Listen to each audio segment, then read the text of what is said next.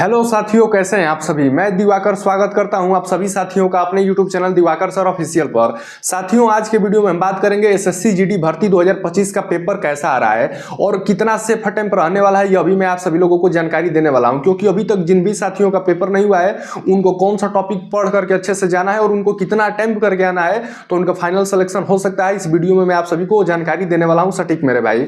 तो आइए वीडियो में आगे बढ़ते हैं। तो साथियों, जैसा कि आप सभी को पता होगा कि एसएससी जीडी की परीक्षाएं 4 फरवरी से शुरू हैं और 25 फरवरी तक चलेंगे। तो हम प्रयागराज गए हुए थे स्नान करने, उसके बाद में वाराणसी आया। कई सारे सेंटरों पर मैंने बच्चों से मिला और कई भी साथियों से मैंने बात भी किया कि पेपर का लेवल कैसा आ रहा है। तो साथियों, मैं पेपर का लेवल आप सभी को बता देता हूं कि इजी टू मॉडरेट पेपर का लेवल आ रहा है। जैसा पेपर एसएससी जीडी का प्रीवियस ईयर में पूछा गया है, पिछले सालों में पूछा गया है, वही सेम पैटर्न के क्वेश्चन इस बार भी साथियों पूछे जा रहे हैं। तो आपको बहुत ज्यादा परेशान नहीं होना है, आसान प्रश्न ही पूछे जा रहे हैं। साथियों, स्टैटिक जीके का रोल बहुत अच्छा देखने को मिल रहा है एसएससी जीडी में। तो आप स्टैटिक जीके को बहुत अच्छे से करके जाइए, क्योंकि स्टैटिक जीके आप अच्छे से करके जाएंगे तो आपको बहुत ही ज्यादा लाभ और फायदा मिलने वाला है। साथियों, मैथमेटिक्स के पोर्शन की बात करें तो लगभग 4-5 प्रश्न ऐसे मैथमेटिक्स में आ रहे हैं जिसमें बच्चे उलझ के रह जा रहे हैं और टाइम अपना खराब कर दे रहे हैं, जिससे कि आने वाले जो भी समय हो रहा है उसमें दिक्कत हो रहा है। बच्चे कम से कम क्वेश्चन ही अटेम्प्ट कर पा रहे हैं। तो मैं आप सभी को यही कहूंगा कि मैथ में जो 4-5 क्वेश्चन कैलकुलेटिव आ रहे हैं उनको छोड़ करके आगे बढ़ जाइए। बाद में जब समय बचे तो आप उन क्वेश्चन को करिए, क्योंकि जैसे कि कई सारे बच्चे बता रहे थे कि कंपाउंड इंटरेस्ट से कुछ क्वेश्चन आ रहे हैं जो कि काफी लेंदी पूछे जा रहे हैं, जिसमें कि टाइम बच्चे बहुत ज्यादा अपना स्पेंड कर पा रहे हैं।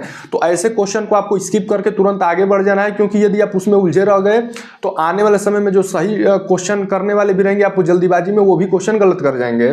साथियों, रीजनिंग काफी आसान पूछी जा रही है। हिंदी की बात करें तो हिंदी भी काफी ज्यादा आसान पूछी जा रही है, इसमें कोई भी दिक्कत नहीं आ रहा है। आसान क्वेश्चन पूछे जा रहे हैं, तो रीजनिंग हिंदी में कोई भी समस्या नहीं होने वाली है।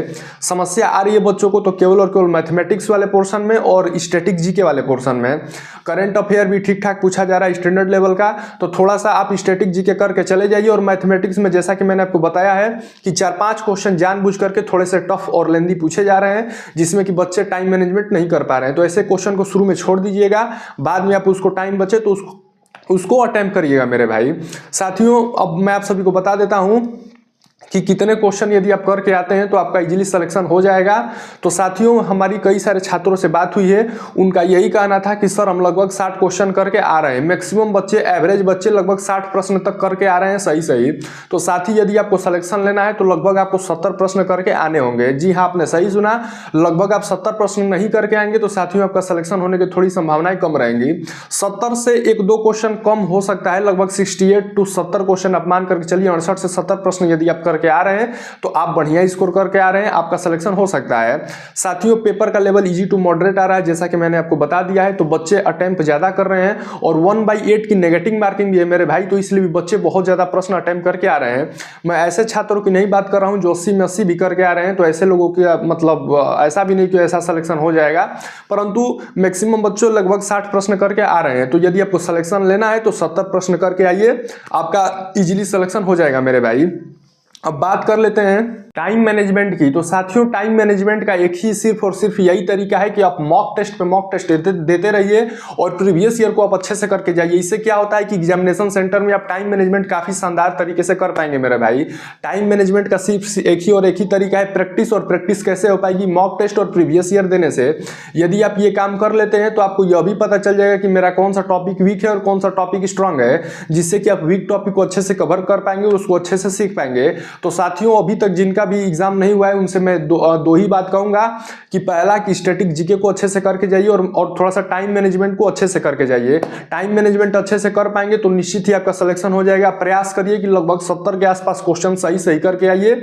इतना यदि आप करके आ जाते हैं तो यकीन मानिए मेरे भाई, आपका सिलेक्शन से कोई नहीं रोक सकता है, आपका 100% सिलेक्शन हो जाएगा। मैं भी ईश्वर से यही प्रार्थना करूंगा कि जितने भी हमारे साथी छोटे भाई बहन पेपर देने जाना है, उनका अभी एग्जामिनेशन नहीं हुआ है, उनके अच्छे से नंबर आए और उनका परीक्षा बहुत ही बढ़िया जाए। तो साथियों, यदि चैनल पर नए आए हैं तो प्लीज चैनल को सब्सक्राइब कीजिएगा, इस वीडियो पे एक प्यारा सा लाइक कीजिएगा। मैं ऐसे एसएससी से जुड़े सारे अपडेट्स आपको इसी अपने यूट्यूब चैनल के माध्यम से देता रहता हूं। तो इस वीडियो में इतना ही, मिलेंगे दोबारा कुछ और भी अच्छी इन्फॉर्मेशन के साथ। तब तक के लिए जय हिंद, वंदे मातरम।